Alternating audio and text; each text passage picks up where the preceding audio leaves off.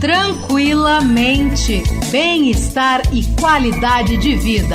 Um programa do Ministério Público do Estado da Bahia, Guardião da Cidadania.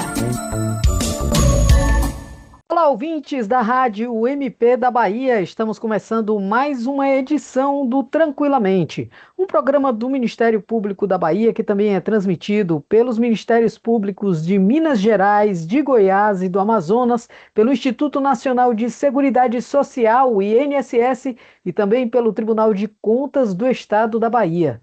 Um abraço a todos e todas que nos escutam por esses meios.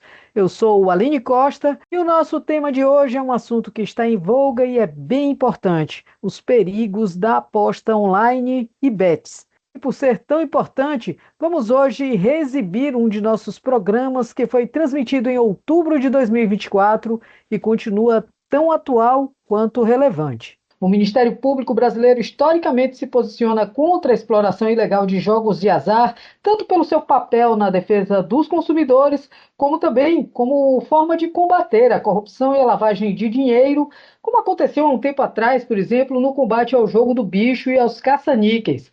Mas uma nova realidade chama a atenção: a explosão das apostas online no país. Algo que começa a preocupar os órgãos públicos pelo potencial danoso da prática, inclusive para a saúde mental da população. O Ministério da Saúde já alertou: o vício em apostas online, popularmente conhecidas como bets, virou uma pandemia no Brasil. As consequências desse fenômeno são alarmantes e afetam não apenas a saúde financeira dos viciados, mas também têm um impacto profundo na saúde mental deles e de suas famílias. Mas o que levou as apostas online a se tornarem uma questão de saúde pública? Esse é o tema do nosso programa de hoje. Para tratar sobre o assunto, a gente convidou o doutor em Psicologia Experimental pela USP e graduando em Estatística pelo IME USP, Altair de Souza. O Altair é pesquisador do Departamento de Psicobiologia da Unifesp, do Centro de Comunicação e Ciências Cognitivas da SA USP, também é co-apresentador do podcast de ciência Naruhodo. Altair, seja muito bem-vindo ao nosso programa Tranquilamente. Um prazer estar aqui com vocês, com todos os espectadores. Espero poder ajudar nessa questão. Com certeza, você vai ajudar bastante. A gente vai a alguns dados aqui, Altair, para a gente embasar o nosso bate-papo de hoje. 6 bilhões de reais a cada mês. Esse é o valor que os brasileiros gastam com apostas online, segundo a Confederação Nacional de Dirigentes Lojistas, a CNDL. De acordo com o Banco Central, somente no mês de agosto, beneficiários do Bolsa Família transferiram cerca de 3 bilhões de reais via Pix para empresas de apostas. Ainda segundo o banco, 24 milhões de brasileiros fizeram ao menos uma transferência deste tipo no país desde janeiro. A maioria dos apostadores tem entre 20 e 30 anos e gasta cerca de R$100 por aposta. Este valor sobe de acordo com a idade. Brasileiros acima de 60 anos, por exemplo, gastam a média de R$3.000 em bets. Segundo um relatório da XP Investimentos, essas atividades já movimentam 1% do PIB e comprometem 20% do orçamento livre das famílias mais pobres. Esses dados chamaram a atenção do Ministério da Saúde, que comparou com uma epidemia e questão de saúde pública, e o Ministério da Fazenda também, que estuda a criação de sistemas de monitoramento de CPFs para identificar o uso abusivo dessas plataformas. Qual o impacto dessas apostas na saúde mental dos indivíduos? Quais são os riscos envolvidos? Para compreender melhor essas questões, eu inicio a nossa conversa hoje pedindo ao nosso convidado, Altair de Souza. Altair, eu queria primeiro que você começasse explicando o que são as apostas online e as chamadas bets.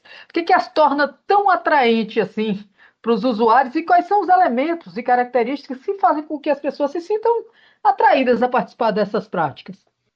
Então, você já consegue ver que pelos dados que você mesmo apresentou, a quantidade vultosa de dinheiro, né, que é desviada, assim, ou transferida para esses tipos de empresa. A discussão sobre bet, as pessoas acham, porque é uma coisa que tomou o Brasil de assalto esse ano. Mas a discussão começou em 2018. Então, a liberação, por exemplo, de bets começou ali no governo Temer. Só que aí teve todo um trabalho de adaptação tecnológica, de criação de aplicativos, coisas do tipo. A pandemia deu uma atrasada, porque era para a gente ter essa epidemia muito antes, e as pessoas ficam falando que, na verdade, bet é um negócio muito novo e tal. Não, a gente tem pelo menos há 100 anos informações sobre cassino. É exatamente o mesmo problema dos cassinos, só que o cassino é um lugar físico, em que você vai lá. O problema é que agora o cassino está no seu celular o tempo todo. E para mostrar o potencial aditivo dessas práticas, primeiro, anteriormente, eu vou explicar o que é a bet. O popular, por exemplo, o jogo do tigrinho, é um dos tipos de bet. Então, o jogo do tigrinho, basicamente, é um aplicativo que tem um tipo de cassino com um algoritmo por trás, com uma distribuição de probabilidade.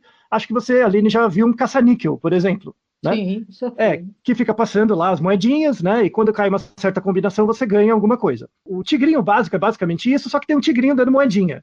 É só um pouco mais lúdico. Esse seria um tipo de gamificação do cassino que você vai no lugar físico e aperta um botão. É a mesma ideia. Em outros lugares do mundo você já tem isso também. Por exemplo, no Japão é muito comum, tem um nome em japonês que chama pachinko. Pachinko é o caça-níquel japonês. A diferença é que em vez de dar moedinha, ele dá bolinhas. Mas é a mesma ideia. O potencial aditivo é o mesmo. A gente já tem há décadas informação e conhecimento técnico de que isso vicia mesmo as pessoas, então elas vão colocar o dinheiro lá, e cada vez que você ganha alguma coisinha, e você tem muito mais memória das vezes que você ganhou do que as milhares que você perdeu. Isso é chamado lei da ruína do jogador, porque quando o jogador ganha uma vez, ele cria uma esperança de que vai ganhar. Só que quando ele começa a perder muito, quanto mais ele perde, mais ele quer se arriscar para recuperar o que ele perdeu. E aí lascou-se, já caiu num buraco sem fundo. Ano passado eu fiz uma pesquisa com a Ambima, que é a Associação dos Bancos do Brasil. A gente fez uma pesquisa, chama Raio-X do Investidor. Uma pesquisa feita anualmente, que são coletados dados de prevalência. Por exemplo, quantas pessoas no Brasil têm caderneta de poupança, renda fixa, coisas do tipo. E do ano passado para cá a gente incluiu questões sobre bet. E aí, mesmo ano passado, já tinha resultados interessantes. E eu fiz um experimento lá, que já foi validado em outros países, mas não tinha o dado no Brasil. E aí eu vou fazer o experimento com você, tá, Aline? Tá? Vamos lá. É para você responder com o coração, tá? Nem precisa pensar muito. A ideia é a seguinte, ó. A gente acabou de se conhecer, então a gente não se conhece. Aí imagina que você vai me emprestar R$100. Você vai me emprestar R$100 hoje, só que eu só vou te devolver daqui a um ano. E a gente não se conhece. Então você vai me dar R$100 hoje, eu vou te devolver daqui a um ano. Quanto você aceitaria receber daqui a um ano para aceitar me dar R$100 agora? No mínimo... Isso, nem pensa muito. R$1.000. R$1.000, ótimo, ótimo. Não, então, o importante é isso, não tem certo e errado, tá? A questão é o quanto que as pessoas dão de ágil. É exatamente isso, então você vai multiplicar por 10. Então, eu te dou R$100 agora, se daqui a um ano você me dá 10 vezes mais, tá? É essa a ideia. E aí você tem informação disso em vários países do mundo, quanto que as pessoas dão de ágil. Aqui no Brasil, as pessoas dão em média 5 vezes a mais. Então elas querem 500, em média. Tudo bem, não tem certo e errado. Mas, por exemplo, se você bota, sei lá, R$1.000 numa renda fixa, isso, se for muito bem, vai te dar 8% por ano. Você vai ganhar R$80. A partir disso, você vai estar com 1.080. Então, por exemplo, pensa um investimento financeiro que você vai ganhar 5 vezes mais ou 10 vezes mais em um ano. Nem tráfico de drogas, armas, órgãos, pessoas. Pode pensar o tipo de coisa mais ilícita, não dá 10 vezes de lucro. Então, isso mostra uma insensibilidade que a gente tem ao tempo. Se você parar para pensar, como que vai ser a sua vida daqui a um ano? Você pode imaginar, mas perceptualmente, você não tem essa capacidade de imaginar, projetar você tanto tempo no futuro. Você faz uma elucubração. Isso é fisiológico, não dá para se proteger disso. Eu faço até uma outra analogia. Por exemplo, eu posso te explicar todo o mecanismo do cigarro no pulmão. Eu posso te explicar todo o mecanismo fisiológico de como o cigarro entra, a fumaça do cigarro entra no pulmão e lesa seu tecido pulmonar. Mesmo apesar de você conhecer toda a fisiologia, você fumar o cigarro vai fazer mal para o pulmão do mesmo jeito. Então, por exemplo, se eu te explicar toda a distribuição de probabilidade das bets, como é que funciona, e você percebe que você não vai ganhar no longo prazo, é sempre a banca que ganha. Se você jogar, você vai viciar. Por quê? Porque você é insensível ao tempo. Se você parar para pensar, isso é uma reflexão para a vida. O tempo não é uma coisa que você produz. O que você produz são seus comportamentos. Quantas vezes você pega ônibus, quantas vezes você trabalha. Os seus comportamentos você produz. O tempo você não produz, você experiencia. Então você é um espectador do tempo passando. E é por isso que você distorce ele. E aí, o Brasil, isso a gente já ganhou, infelizmente, o recorde, a gente é o país onde a incidência de bets aumentou mais rapidamente na história. No espaço de um ano e meio, a gente teve um aumento de 7.000% de pessoas entrando no bet para jogar. Aumentou 700 vezes em um ano e meio. E por quê? Porque existe uma correlação direta entre a quantidade de pessoas que começam a jogar bet e se viciam e o grau de desigualdade do país. Quanto mais desigual o país, mais imediatista as pessoas são, ou seja, mais elas distorcem o tempo. Então pensa comigo, Aline. Imagina que você tem uma conta de R$300 para pagar. Daqui a 5 dias. Daqui a 5 dias vai vencer a conta, R$300. Só que você só tem 100. Você tem que aumentar 2 vezes o seu montante em 5 dias. É muito difícil, né? Aí você vai começar a pedir emprestado para alguém e tal. Quando você começa a ver essas propagandas de tigrinho, e você vê que o influencer ganha R$ 1.000 num dia, você fica tentado a fazer uma fezinha. E é muito mais pernicioso, por exemplo, que a loteria. Porque a loteria você paga R$ 4 para ficar sonhando uma semana que você vai ganhar milhões. Vale R$ 4. Você não quebra suas finanças. Mas o tigrinho você te quebra. E aí tem um outro problema mais sério, que as pessoas falam assim, o tigrinho me vicia, tudo bem, eu não vou jogar. Mas e bet esportiva? Sabe, bet esportiva de jogar lá no time de futebol, o time vai ganhar com tantos gols até o primeiro tempo, alguma coisa assim. É o mesmíssimo problema. As pessoas viciam, elas não conseguem controlar aquilo que controla elas. Eu não sei se você ficou sabendo, teve um depoimento numa CPI do governo de um cara que desde 2009 ele injetava dinheiro em times pequenos da série 2 e 3 para fazer os times perder para ele poder controlar o resultado do jogo e ganhar na bet. A gente não tem controle nenhum da distribuição de probabilidade desses processos.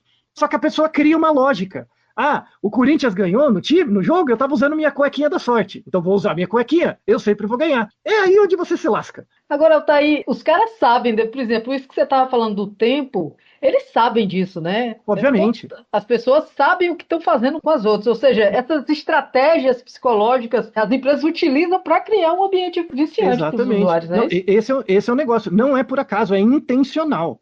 É intencional. De novo, vem lá de 2018. Quando houve a liberação, por exemplo, desses esquemas online de bet, a regulação até hoje é muito frágil. O Banco Central fez um relatório técnico. O relatório técnico é uma piada. Sabe, não fala nada sobre como deveria ser regulado. E, de novo, a gente tem conhecimento há décadas da psicologia experimental, mostrando que é muito fácil as pessoas ficarem aditas a isso. É muito, muito fácil. Do mesmo jeito, eu te informar sobre os malefícios do cigarro não impede o malefício do cigarro quando você fuma. Não vai resolver. É o mesmo problema, só que em vez do seu pulmão, é comportamental, é na sua cabeça. Por isso que uma coisa fundamental é regulação de propaganda. Porque quanto mais propaganda você vê, menos resistente à persuasão você está. E aí você naturaliza, mesmo que você não jogue bet, ou por exemplo, você não fuma, eu não fumo, não gosto de cigarro, mas quanto mais propagandas de cigarro eu vejo, mais tolerante eu sou ao comportamento dos outros fumando. E aí... Você normaliza aquilo também, né? Exatamente, você normaliza. E você reduz a resistência das pessoas à persuasão. Você considera, então, que a gente está vivendo um problema de saúde pública com as bets, com as apostas? Sem dúvida nenhuma. Sem dúvida nenhuma. É um problema, é uma epidemia muito similar a vape, cigarro, coisas do tipo. O mecanismo é exatamente o mesmo. A gente já viu em outros países. Eu tenho certeza que, por exemplo, no governo brasileiro, você tem pessoas do órgão técnico. Isso já é muito conhecido na literatura de relações internacionais e mesmo de segurança pública. Bet é o melhor jeito de lavar dinheiro. Eu tenho dinheiro do tráfico de drogas, eu quero lavar? Bet é o melhor jeito. Cassino, isso é conhecido no mundo inteiro. O governo brasileiro sabe, a área técnica sabe. É muito bem estabelecido, é impossível que eles não saibam. Mas passa por lobby. É pressão política, é lobby, porque dá muito dinheiro. Você tem muitas mídias hoje que são alimentadas com dinheiro de bet.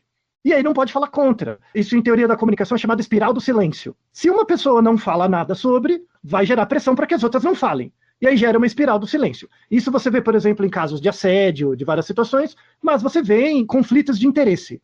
Por exemplo, indústria farmacêutica e também em bet. Então a primeira coisa é romper essa espiral do silêncio. É mostrar, não vem meter o louco. Faz mal sim. Tem que regular.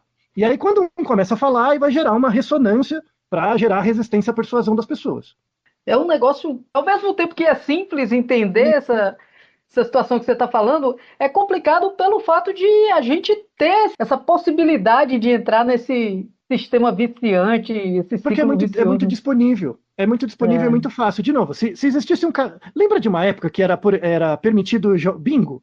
Lembra quando tinha bingo, caça-níquel? Então, era grave também, mas não era tanto. Porque tinha um lugar físico. Você tinha que ir até lá. Você saía de casa, ia até lá, né? Aí você deixava todas essas economias lá. Teve muitos casos de suicídio, vício, né, em bingo, essas coisas. Só que você tinha que sair de casa, pelo menos. E lá dentro tinha informações sobre isso, né? Isso é regulado. Agora não, o bagulho pula no seu celular. Você vai assistir um jogo de futebol, tem o raio do time com a camiseta da Bet. É propaganda, é só fazer o mesmo exercício com cigarro. Imagina a Philip Morris patrocinando os times do Brasileirão. É a mesmíssima coisa, a galera estaria fumando no aeroporto, no estádio, em tudo. É o mesmíssimo problema. Do ponto de vista epidemiológico, é o mesmo problema. Logo, a solução é a mesma. Altair, tem famílias, né, que se destroem nessa situação, né? Pessoas que se viciam. Sempre houve em vários tipos de jogos, né? De vícios em jogos, em jogatinas. Agora, da forma como você fala e da forma como está sendo, é ainda pior, né? Porque a coisa está mais à mão ali, está mais à frente para você. Mas em que medida as apostas online são um problema individual e quando é que ela passa a ser um problema coletivo? Então, ela é um problema individual, assim, a primeira coisa que as pessoas têm que pensar, isso vale também para golpes virtuais. Todo tipo de golpe, em geral, porque é um tipo de engodo, né? É um tipo de golpe. Vale em todos os casos. Você aumenta a probabilidade de ser enganado quando você acredita que não vai ser. A primeira coisa é você achar que é Você se imune. ilude, né? Então, isso eu falo, eu estudo isso há alguns anos. Eu sei que eu sou a pessoa que tem mais risco para viciar em jogo. Porque eu entendo o modelo, é muito ruim, sabe? Você vicia muito rápido. Então, a primeira coisa é você perceber assim, ó, eu posso ser enganado. Isso já te dá uma proteção inicial, do ponto de vista individual. Então, por exemplo, quando você vai para Las Vegas, nos Estados Unidos, que é um lugar que você raramente vai e tal, falar, uma experiência antropológica, vou jogar no cassino.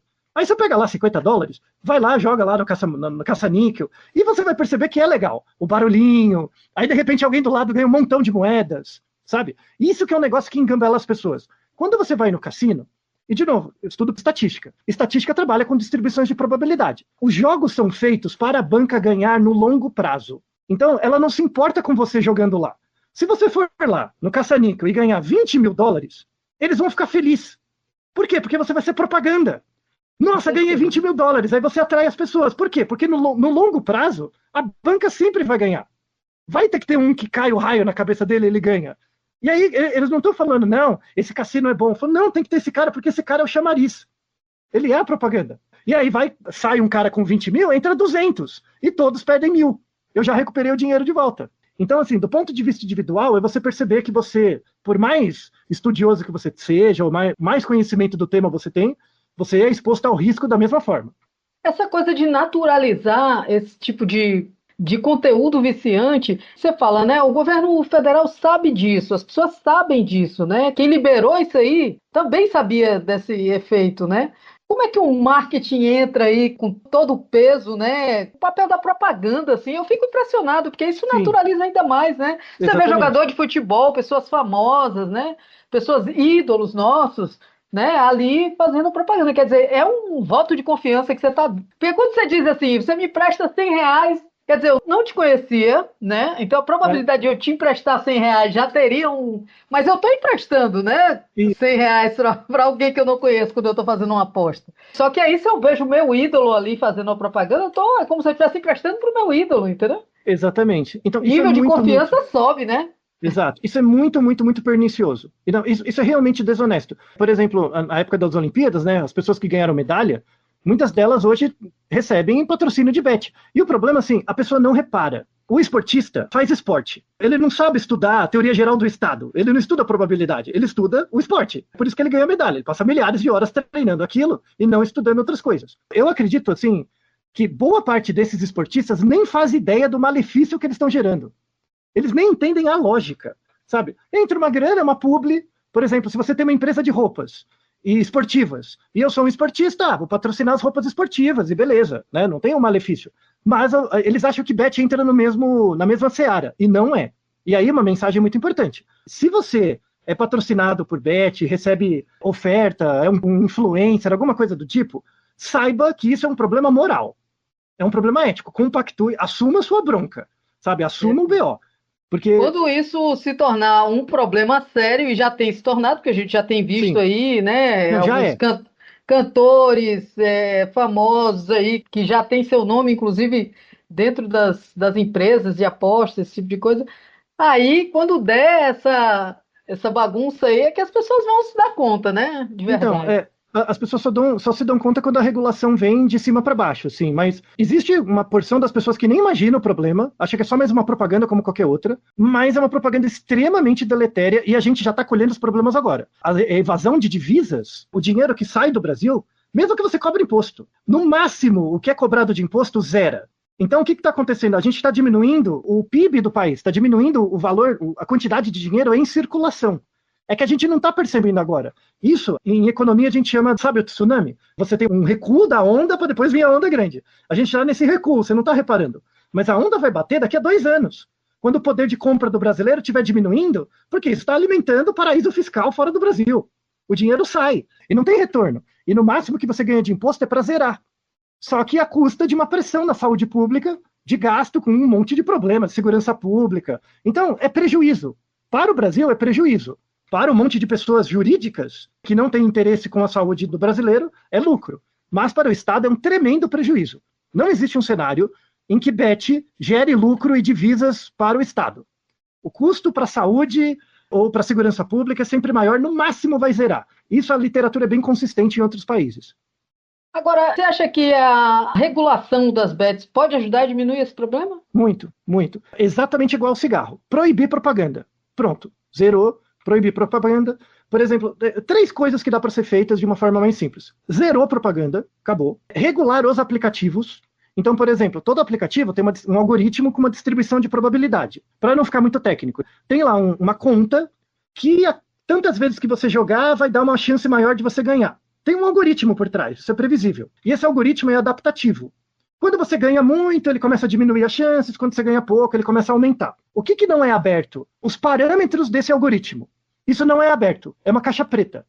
Em outros países é aberto. Então, por exemplo, Aline, você tem um bet. Você vai me mostrar qual que é o algoritmo. Beleza, o algoritmo é essa conta. Aí eu sei a conta. Quais parâmetros você está usando? Estou usando esses parâmetros. Aí a cada 3 meses, eu entro no seu bet, coleto os dados e vejo se bate com o parâmetro. Se bater, beleza. Se não bater, auditoria, multa e por aí vai. É monitoramento. Pensa igual um remédio. Você está vendendo um remédio na farmácia, você tem que fazer a qualidade do remédio, controle de qualidade. Então eu pego lá o remédio, vejo a composição química, se está tudo feito certinho, de acordo com os órgãos regulatórios. Então, proibir propaganda, regular o algoritmo e a auditoria desse algoritmo, deixar livre. E outra coisa importante é limitar as formas de pagamento. Então, por exemplo, você não pode pagar com cartão de crédito, porque você vai usar o seu crédito. Então vai ter o prejuízo mais o juro do banco. Poxa, capitalismo tardio que eu diga, né? E eu até falo em outras situações qual que é o melhor exemplo de capitalismo tardio hoje? É o cara dirigindo Uber, no intervalo quando ele para no farol, ele tá lá jogando bet no futebol e ouvindo podcast de influencer financeiro. É aquele combo bacana, não é verdade?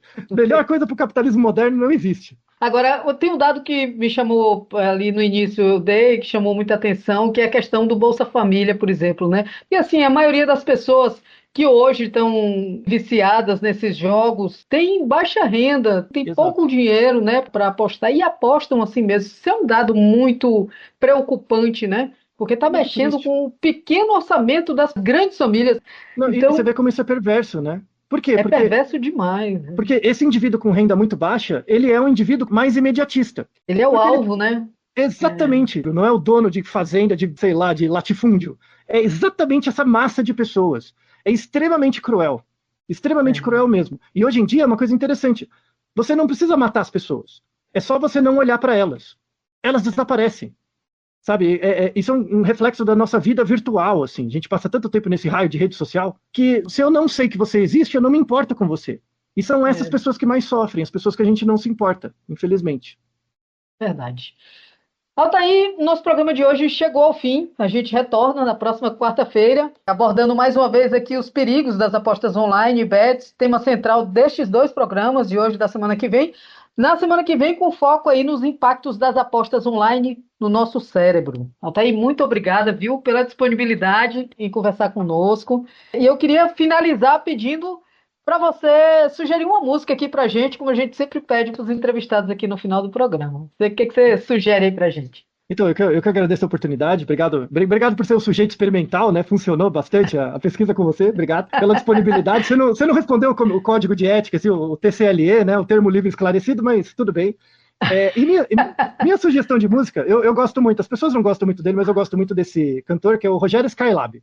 Eu gosto muito dele, eu gosto muito do papel da ambiguidade, sabe? Porque falando dessas coisas de jogos, a gente tem um tabu social, porque as pessoas têm muita dificuldade de falar abertamente sobre problemas de dinheiro. Os outros só vão perceber que você tá ruim de grana quando você tá muito ruim, sabe? Então, a gente segura muito isso e a gente devia cultivar melhor espaços onde pudesse ter essa conversa, não publicamente, mas de forma mais franca. Sabe? Seja com cônjuge, com pessoas assim que você confie. Uma coisa que falta muito no mundo de hoje é um lugar onde você consiga conversar as coisas de forma franca. E é por isso que eu gosto do Skylab, porque ele pega essa ambiguidade mesmo, ele fala o que você não quer falar, sabe? Eu gosto disso. E aí tem uma música dele que eu gosto muito, que é Você Vai Continuar Ouvindo Música. E ele coloca exatamente isso, tipo, o que você vai fazer da sua vida? Você vai continuar ouvindo música? O que você vai fazer? Sabe? Esse senso de movimento. Porque, de fato, é meio triste. Quando você cai nessa situação de depender muito da Beth, cai nessa espiral, é uma sensação de desesperança muito grande. E você fazer a força contrária para voltar exige muita ajuda e muito apoio, assim, e é o que eu desejo a todo mundo, assim, seja mais aberto, não chega nesse ponto de quebrar de vez, sabe? Divida esse sofrimento com alguém, e ouvindo essa música, por exemplo, é uma sugestão muito legal. Isso aí, dica importante. Perdeu os programas anteriores do nosso Tranquilamente? Entra na aba especiais da página da Rádio MP da Bahia. Um grande abraço para vocês e até a próxima quarta-feira.